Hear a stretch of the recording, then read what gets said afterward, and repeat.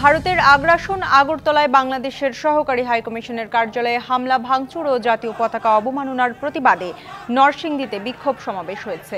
মনোহরদী উপজেলা বিএনপি এই সমাবেশ করেন। এ সময় বক্তারা ভারতের সাথে প্রভুত্ব নয়, বন্ধুত্বের সম্পর্কের আহ্বান জানান। নাটোরের বড় পাইকারি হাট নলডাঙ্গায় পেঁয়াজের দরে ধস নেমেছে। নলডাঙ্গা হাটে পাইকারি ৬২ থেকে ৭০ টাকা প্রতি কেজি ও প্রতিমণ ২৫০০ থেকে ৩০০০ টাকা দরে বিক্রি হচ্ছে। নতুন পেঁয়াজ বাজারে ওঠায় পুরনো পেঁয়াজের দাম কমেছে। মৌসুমের শেষ সময়ে বেশি দাম পাওয়ার আশা সংরক্ষণ করেছিল কৃষক। যশোরের বেনাপোল বন্দরে ভারত থেকে আমদানি করা ৪৬৮ মেট্রিক টন আলু খালাস করা হচ্ছে। সকাল থেকে বন্দরে আলু খালাসের কাজ শুরু হয়। এর আগে বৃহস্পতিবার রাতে ট্রেনে করে বেনাপোল রেল স্টেশনে এসে পৌঁছায় আলুর চালানটি।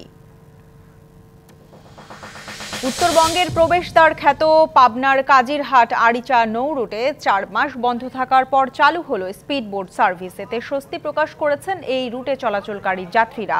দুপুরে স্পিডবোট সার্ভিস চালুর উদ্বোধন করেন বিআইডব্লিউটি এর পরিচালক AKM আরিফুদ্দিন।